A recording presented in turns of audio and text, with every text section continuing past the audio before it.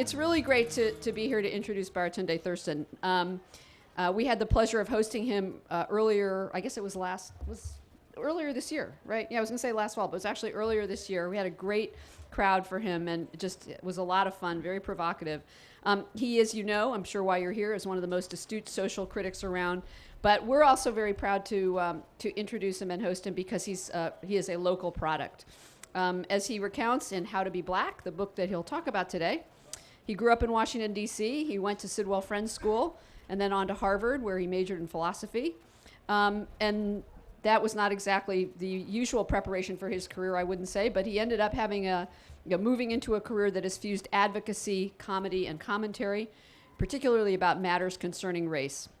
And I think it's really, it's worth noting in an election year, especially an election year where things are starting to heat up, that for all of the high-minded, highbrow punditry that takes place in this region and in Washington, it often takes those with a sense of humor to give us the deepest insights into our politics and our culture and into our collective selves.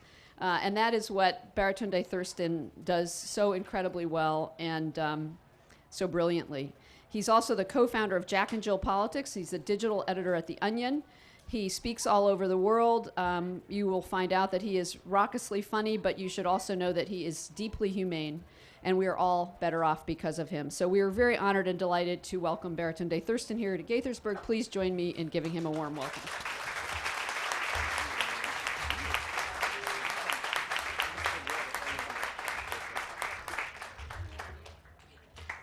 Let's keep it going for Gaithersburg. G-Berg. No one's ever done that before, right? And to Politics and Prose, an extra round of applause for them. Books, love them. Is this one important? What does this mic do? No? Okay. Off my stage. I like space. How you doing? Good. How about you? What's your name? Ann. Everybody say, what's up, Ann? Now we're present. I like it. I like it a lot. I like making people do things because I have a microphone. It's fun. I'm going to tell some stories about the book. I'm going to read some stories from the book, and then we'll get into Q&A. This has been a very long week for me. If I pass out up here, it's because this is city number 6, day number 6 of a ridiculous tour. It's nice to have it be a homecoming at the end, but I might die. That's my point. I might die. So, and it's not a joke. Like if I die, it's not like slapstick comedy. I'm dead, and it's terrible, and you should not laugh. This is very serious. You got a serious face. I like that. You take death seriously. You're good. Everybody else, terrible people. There was a story that happened to me after the book was already submitted that I wish had happened before. I went to a bar. I'm a really social dude. I like people a lot. I like getting to know them, sharing stories, finding out mutual things about each other. I'm basically a reverse introvert, right? I don't know how to turn it off. But every once in a while, I want nothing to do with human beings. And I went to this bar not for the camaraderie or the company or the society, but for the alcohol, period. Yeah, for alcohol. That's a problem, man. That's a problem. Okay. Failed the test. So I went to this bar to work on my relationship with whiskey, which is something I like to cultivate. And I didn't want people, but there was a woman sitting next to me who was the worst possible thing for me at that moment because she was that terrible combination of full of questions and excited about everything. And that overlapping area is death for someone trying to be antisocial. So she launches into this series of interrogations. What do you do? Hate you? I don't know. Like, I don't like that as an opening question. It is very cold. It's very, Labor Bureau statistics code. And I am more than that. Thank you very much. So what do you do? And I wanted to say to her, look, I'm over 30 years old. My friend circle is locked. We're not going to become anything. We're done here. Like, let's just save both of our times and move on. But I didn't do that because my mother raised me a little better than that. So instead, I decided to treat her the way you would treat your parent when you're on a phone with them and they've gone 20 minutes beyond the allotted conversation time. You just start literally phoning it in, just monosyllabic utterances. They know you're alive, that's it. So she says, "What do you do?" "I'm a comedian." "Whoa, that must be so much fun. You get to make people laugh, that's amazing." But a lot of comedians, they have like day jobs, right? Do you have a day job? "Yes." "So what's your day job? What do you do for your day job?" "I work at the Onion." "Whoa, I love that website. It's so funny. It must be crazy there." "Is it crazy all the time? You guys just running around the office, just crazy all the time?" "I get my health care there." "Well, where do you live? What neighborhood are you in?" "Brooklyn." "Ooh, Brooklyn, we go hard. Brooklyn's amazing. Brooklyn's coming up. Some of my friends live in Brooklyn. It's great. Do you love it? Do you love Brooklyn?" "I sleep there." "Well, did you live somewhere before?" "Yes. Yes, I did."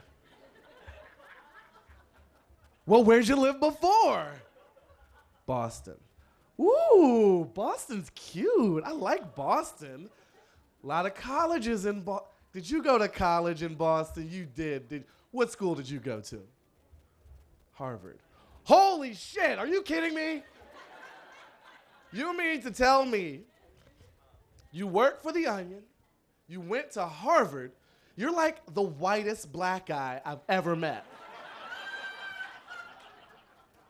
She said this to my face, within striking distance. Couldn't believe the boldness of this stranger to be all up in my situation like that. And so what I really wanted to do, I wanted to slowly strangle her to death and explain that I was also the last black guy she would ever meet. Behaving like that's very unsafe. But I chose freedom instead. I chose freedom, wrote a book instead, more productive. And that's what How to Be Black helps address. Situations like that, which are absurd. The idea that having a job and a college degree makes me white. Really? You have the problem, not me. And so I want to go into some of what is in this book. The book is a memoir. It's at heart, it's a memoir. It's my coming of blackness.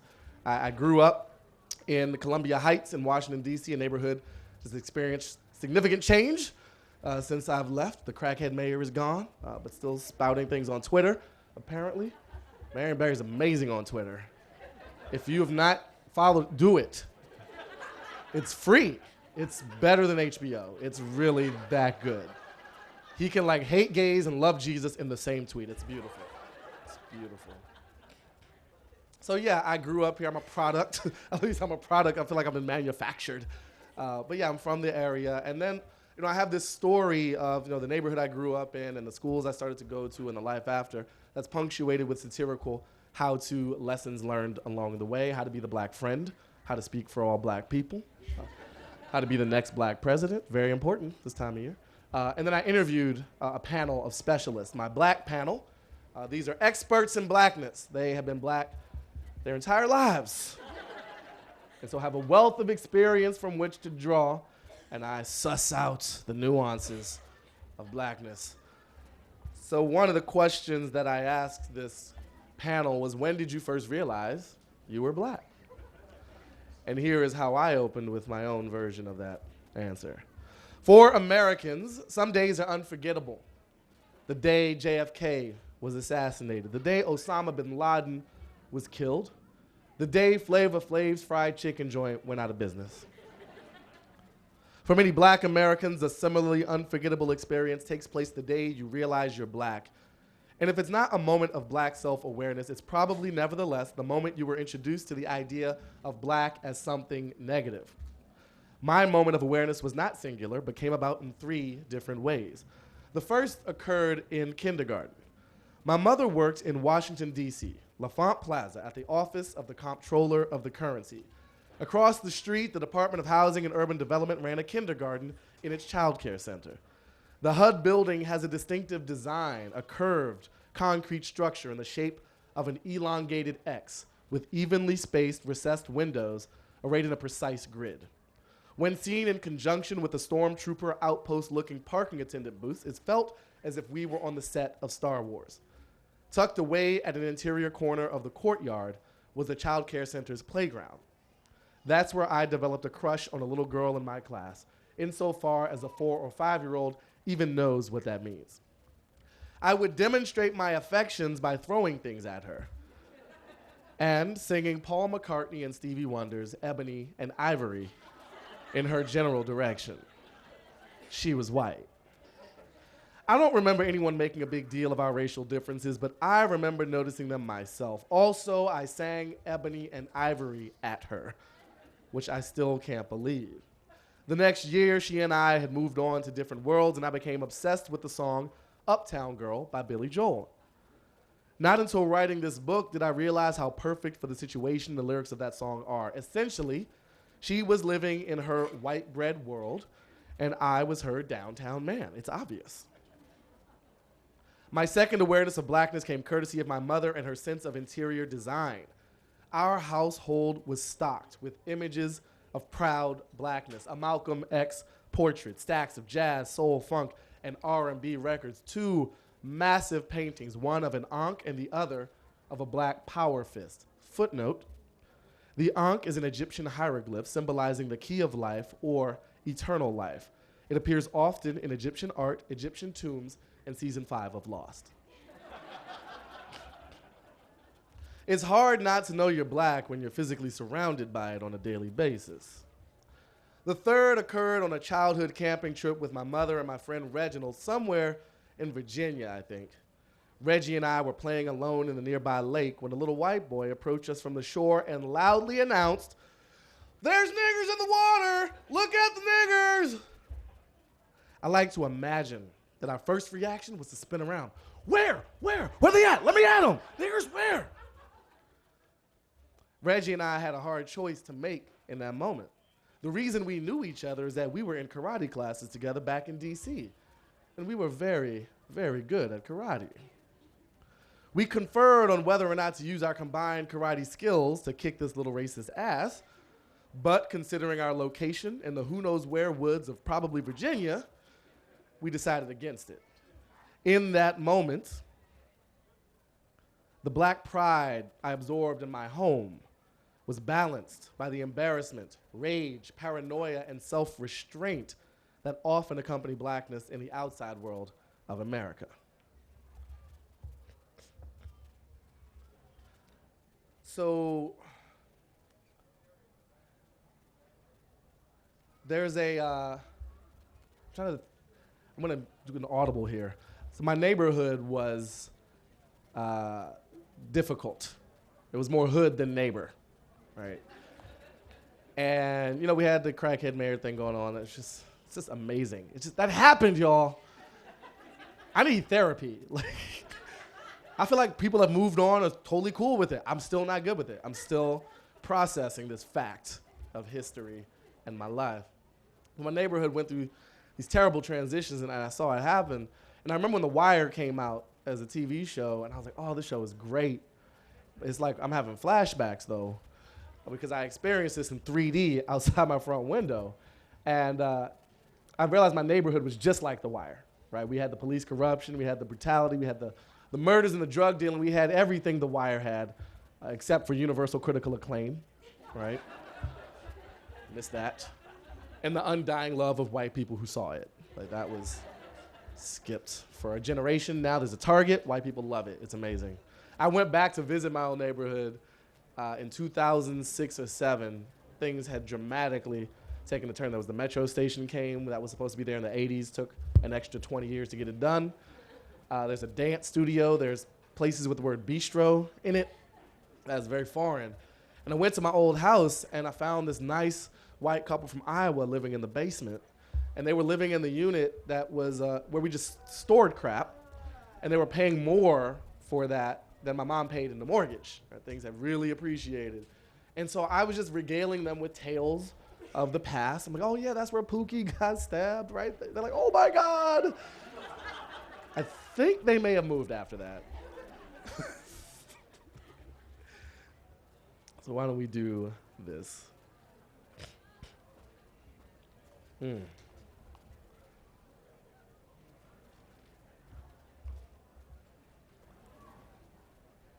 Ooh. Can you swim?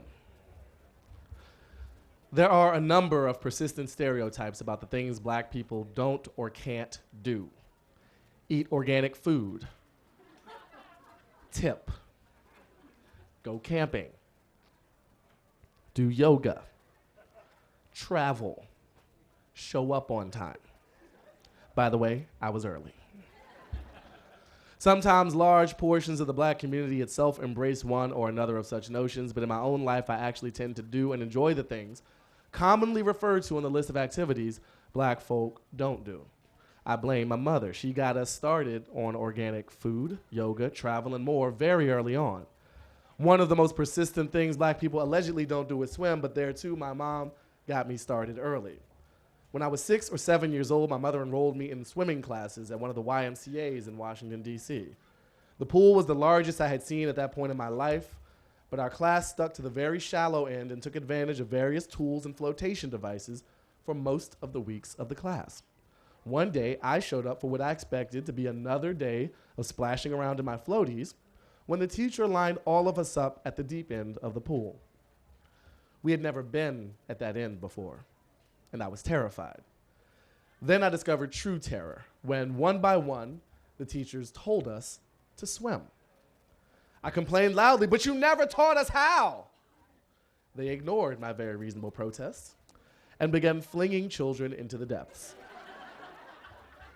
It was the Middle Passage all over again. Clearly, they were trying to kill us. I saw the first few children survive these attempted executions, but that had no effect on my fears about my own chances of survival.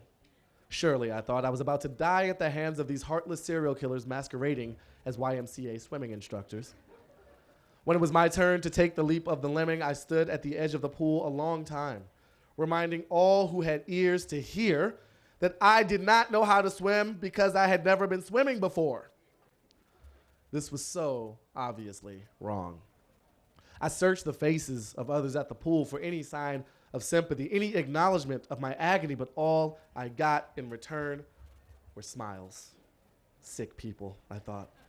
My blood was about to be on their hands. I cried, and just as I had set my mind to flee this crime scene, someone pushed me into the pool. My short life flashed before my eyes. I saw myself in the hospital a few years earlier, healing from third-degree burns to my left foot. I saw myself hating my first taste of beer, courtesy of my pickup truck driving father.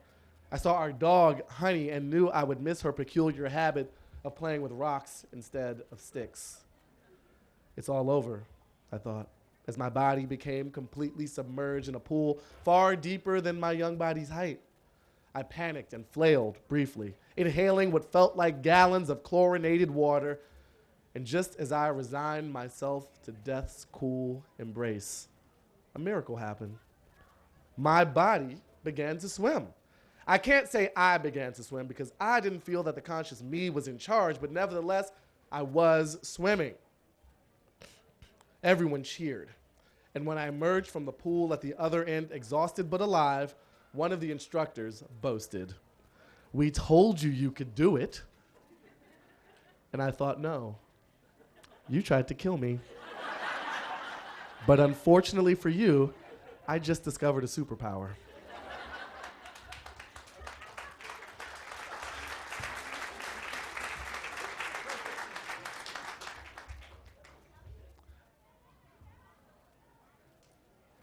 I'm going to do another audible. There's a chapter, my favorite chapter in the book is called How to Be the Black Employee.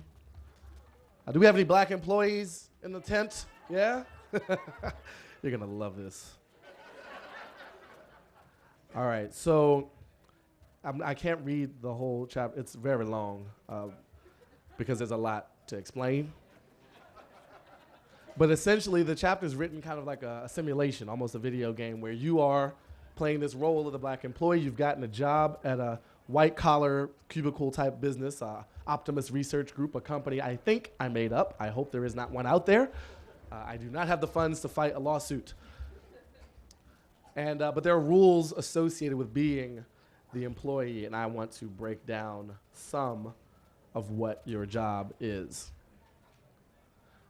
Like vampires and extremely rich people, black folk can sense one another. Use your spidey sense. Blackie sense? No, never say blackie sense again. Use your blackdar to inspect the workplace for signs of other Negroes. They may be working security for the building. They may be in administrative support. They may be among the associate pool. They may even be in upper management. Black folk can be anywhere. After all, you're here. But one of the biggest mistakes you can make as the black employee is to assume you are the only one. You were hired as a research associate, remember? So do some research. If you find that there is another black employee, do not panic. Employ the CARS system, as in collect information, analyze the data, review your options, then set your strategy.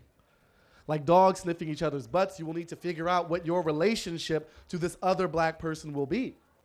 How black do you expect him or her to be, and vice versa?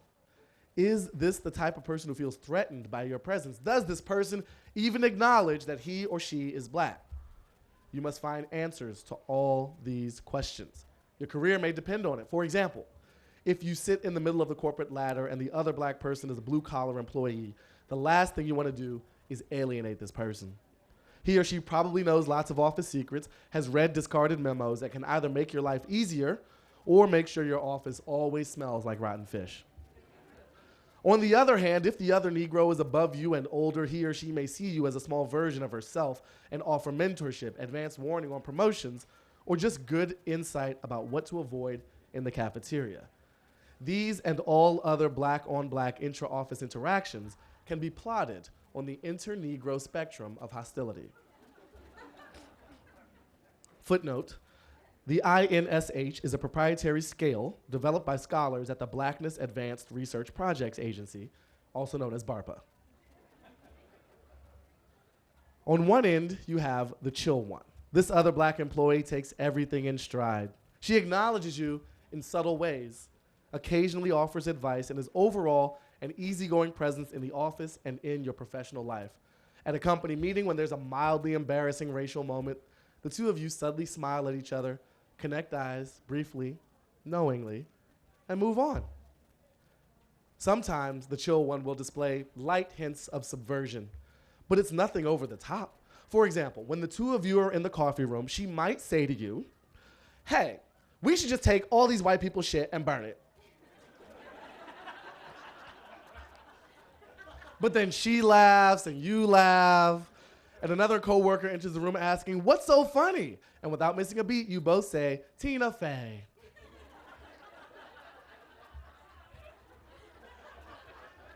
She's very funny lady. So look, there's I could go on forever, but I won't because I can't actually go on forever. There's a law. If you have questions or comments, this is the time. I would appreciate if you went to the mic. If you refuse to and want to make me do even more free labor, even though my people are kind of through that, I will repeat the question because I'm a good person. I'm very generous. And we don't have a lot of time for people to walk.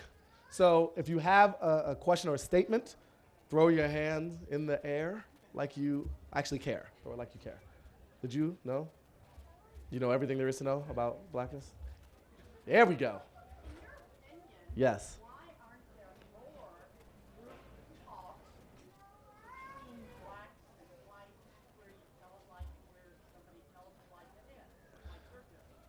Like what? Like I'm doing. The question was, why are there not more group talks between black people and white people where we can tell it like it is? First of all, very racist of you. What about brown people, yellow people, right? Cadavers, purple people, seriously. It's really simplistic of you. Disappointed, ma'am. But I will take your question to heart.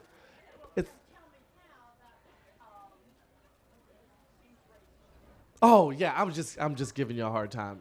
It's not. She was very concerned that I thought she was actually a racist. Look, the only people in this room who are racist are those who don't buy my book. That's how it works. You just want to cut right to it. Let's get down to business, ma'am. Racial conversation is exhausting and frustrating and irritating for most parties involved. I think that's why it doesn't happen as much as maybe you would like it to happen. People are tired. I'm tired. All black people are tired. White people should be less tired, I think, because it's probably like the baton time to like hand this over and have you kind of run with it for a while. And actually one of the people I interviewed in the book, Damali Ayo, she basically says that. She's like, it's your turn, white people. You set it up. You take it down. We're out. And she does this show where she just leaves all the white people in the room to solve racism. It's awkward. But the point is important, I think. So you have a lot of fatigue, race fatigue. You have some political correctness fatigue. You have a sense of, I didn't really do anything. You have a black president now. Like, what? We're good, right? Like, we're good. You got Oprah. We're good. I can name like 5 black people that are billionaires. What do you want? And so there's a distancing and a sense of accomplishment for a few that does not at all represent who else is left. We have some very serious systemic problems, but it's tough for people to own that. And I think there's a reactive defensiveness on the part of the majority in general and a reactive offensiveness from time to time on the part of black people. It's hard to know. Like, one of the poisons of the whole race thing is like you just don't know. You don't know people's motivations, and you're like, okay, did that clerk look at me weird because I deserve to be looked at weird because I'm doing something weird in the aisle? Like my taxes? Like, why are you doing your taxes at a bodega? That's weird. Or is it because I'm black? Like, why is that baby looking at me sideways? Is it because, right? And so you just have this extra process running of like being curious about one because there is some justification for that suspicion, but it's very tiring. So what I have been trying to do with this is like, okay, let's lower the bars of defensive and offensiveness. Let's use comedy as a gateway because it's a little more comfortable, but still be somewhat serious about it along the way. Someone else, yes, you were fast.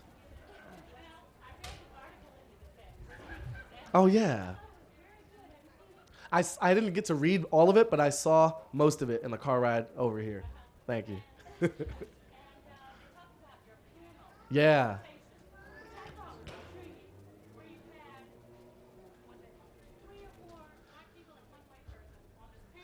Right. Yeah, so I put a panel in the book. I told you it's called the Black Panel. There's 7 members, 3 black men, 3 black women, 1 white dude as a scientific control group. Because I'm a scientist, people. It's not liberal arts. This is hardcore science. And I wanted, in part, this book could be written by so many different people in so many different times in the history of the world. And I didn't want to pretend that I had it all figured out. I obviously don't.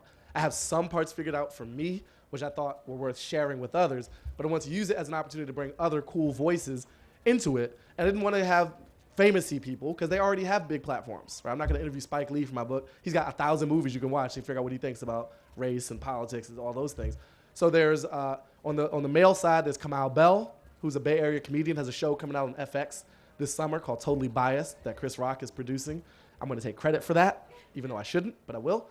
There's Elon James White, who does a show called This Week in Blackness and Blacking It Up, a radio show. And there's Derek Ashong, who lives in D.C. and was the host of Al Jazeera's The Stream for a number of years. He's also a musician. And they represented a bit of a span because Derek was actually born in Ghana and raised in Qatar and suburban New Jersey.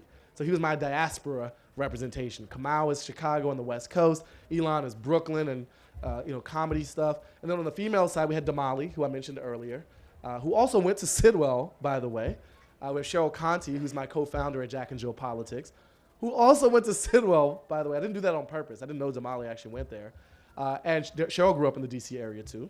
And then we have Jaquetta Zatmari, who grew up on the Eastern Shore. She's my rural representative. She's a libertarian, which is weird. I wanted some weirdness in the book. And then Christian Lander from Stuff White People Like was my representative of the white race. And Canada, because he's actually Canadian. He's a slippery Canadian walking amongst us. But I found him out. So I just wanted to, I knew I couldn't speak to all the experiences or all the interesting ones that black people or people struggling and playing with identity could. And so let me pass the mic, basically, be an MC. Yes. I'm curious to know, having gone to Sidwell Friends, Sidwell Friends, anything to do with your writing this book? I asked that question because I have a grandson who's at Sidwell Friends. I am so sorry. I'm kidding. It's a great place. It's a great place. Yeah, there's a whole chapter called White Student Union.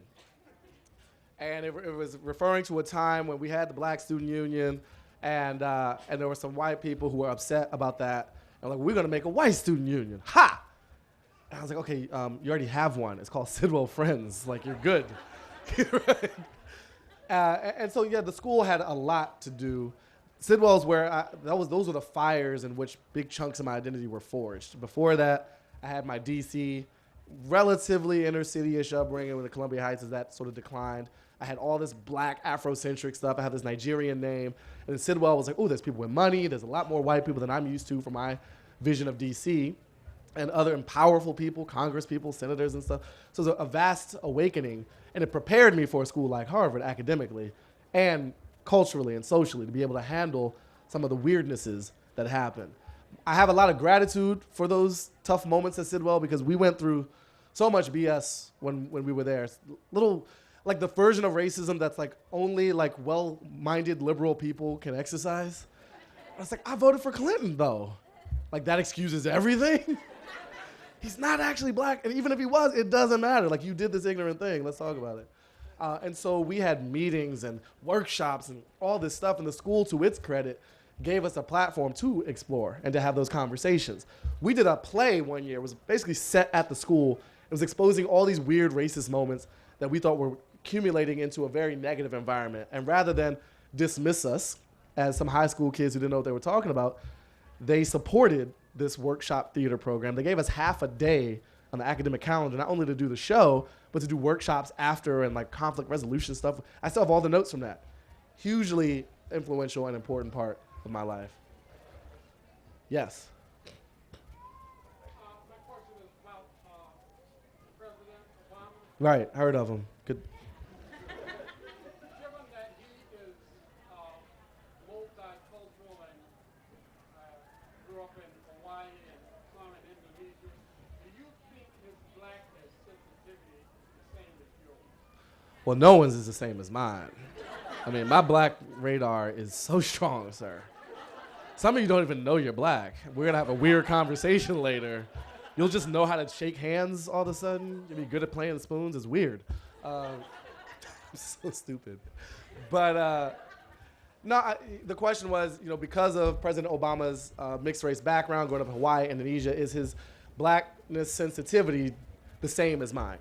And it's not gonna be the same as mine.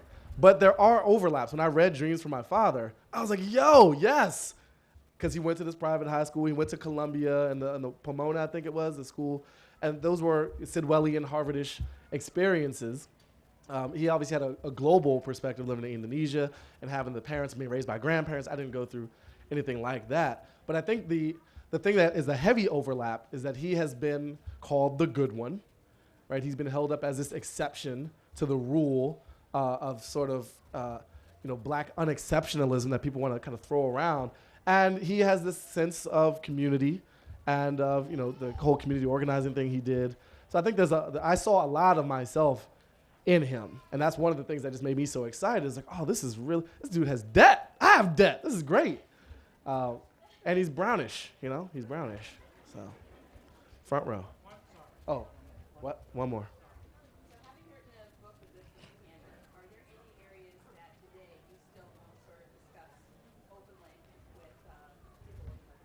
Are there things I won't discuss openly with people of another race? My plans for the race war, probably the first. That's just counterproductive. Just to give away the strategy. October 13th, that's all I can say. That's all I can say. Let's squeeze yours in and I'll wrap up both. Be very fast, because I'm being rude to this guy.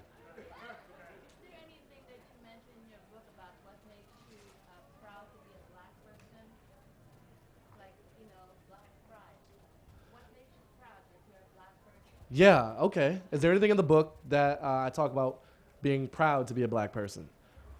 All of it. Really. I'm not being flippant or facetious or dismissive of your question.